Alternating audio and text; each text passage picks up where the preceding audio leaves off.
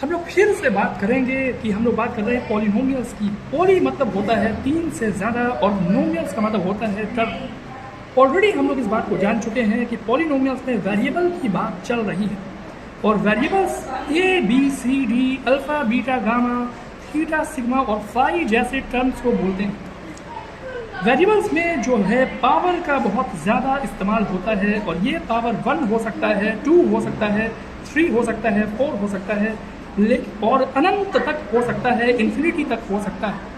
लेकिन ये power minus में, p/q में, रूट में नहीं होना चाहिए। याद रखेंगे, जब भी आपका वेरिएबल इस तरह के रूप में आएगा तो वो पॉलिनोमियल नहीं होगा। आगे चलते हैं हम लोग। सर इतनी बात तो जान गए हैं, पॉलिनोमियल्स की कहानी जान गए, इससे हम लोग को ये बात समझ में आ गया कि ऐसा रहेगा तो पॉलिनोमियल नहीं होगा। लेकिन क्या कोई आसान सा तरीका है जिससे हम लोग पॉलिनोमियल को तुरंत पहचान लें? इसके लिए आपको पॉलिनोमियल का कुछ फॉर्मूला है जो एक्सपोनेंट में इस्तेमाल हुआ है, उसके ज़रिए हम लोग देखेंगे कि कब ऐसा सिचुएशन आएगा जिस सिचुएशन में हम लोग पॉलिनोमियल को पॉलिनोमियल नहीं बोलेंगे। वो ये है, पहला फॉर्मूला है जो आपको हमेशा याद रखना है, वो है a का पावर 0। अगर a का पावर या किसी भी वेरिएबल का पावर 0 रहेगा, आप वहाँ पर 1 लिख दोगे। अगर वेरिएबल का पावर माइनस में रहेगा तो उसके नीचे की चीज़ को आप उल्टा कर देंगे और रेसिप्रोकल करके वापस से लिख देंगे। लेकिन अंतर सिर्फ इतना है कि इस बार जो पावर है वो माइनस में नहीं रहेगा। तीसरा जो फॉर्मूला है जो हम लोग इस्तेमाल करेंगे वो है a का पावर 1/m।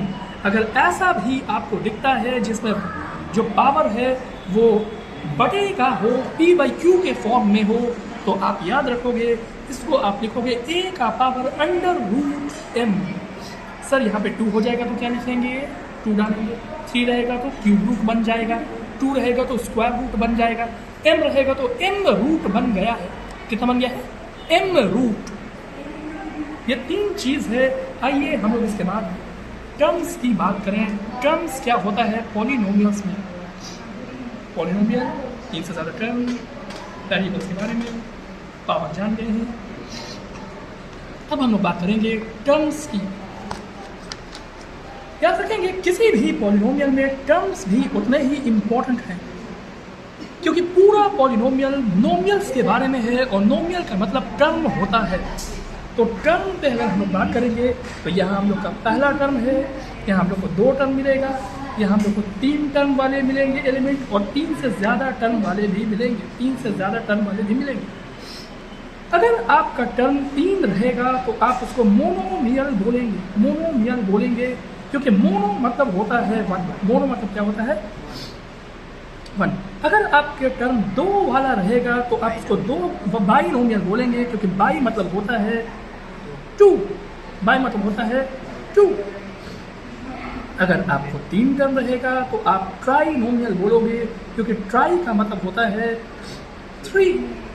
लेकिन अगर 3 से ज़्यादा है तो आप वापस से वही बोलोगे जो चैप्टर का नाम है, पॉलिनोमियल। याद रखना है, पॉलिनोमियल, क्योंकि ये 3 से ज़्यादा है, मोर देन 3 है। इतनी बात उम्मीद है कि आप समझ रहे होंगे। आइए हम लोग इसके बारे में और भी ज़्यादा डिटेल में डिस्कस करेंगे।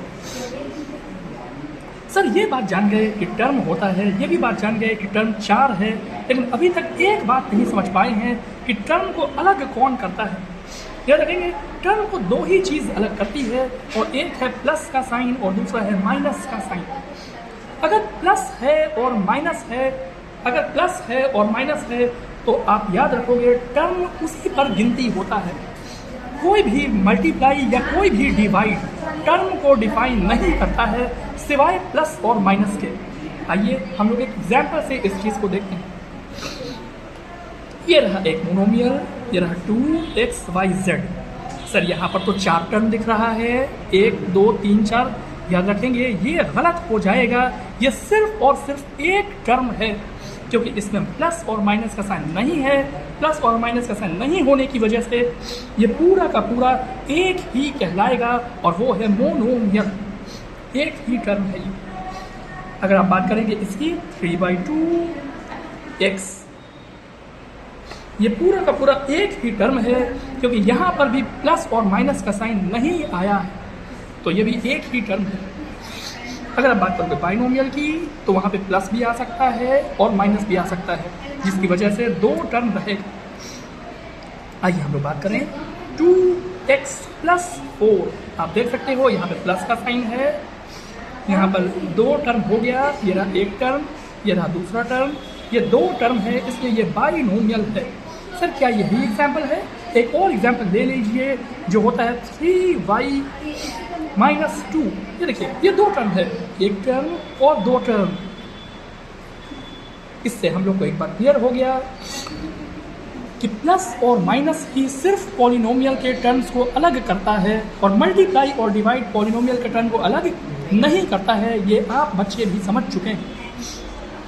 आगे की चीज़ों को समझने के लिए आप किसी भी किसी भी इक्वेशन में प्लस और माइनस एक साथ भी इस्तेमाल हो सकता है। आइए देख 2x + 3 - y, ये देख सकते हैं एक टर्म, दो टर्म, तीन टर्म। तो ये तीन टर्म है, ये दो टर्म था, ये दो टर्म था, वो और यहाँ पर ये एक टर्म था। और कभी कभी तीन से ज़्यादा टर्म भी आपको मिलेगा। आप एग्जाम्पल ले लो 4x² - 3x + 2y + 6। एक ऐसा एग्जाम्पल मैंने लिया है जिसमें चार टर्म दिखाए गए हैं, ठीक है। तो ये चार टर्म होने चाहिए, 1, 2, 3 और 4। जब भी चार से ज़्यादा टर्म रहेगा तो उसको पॉलिनोमियल बोलेंगे। तो इससे आज हम लोग पॉलिनोमियल जान चुके हैं, हम लोगों ने टर्म्स के बारे में डिस्कशन कर लिया है।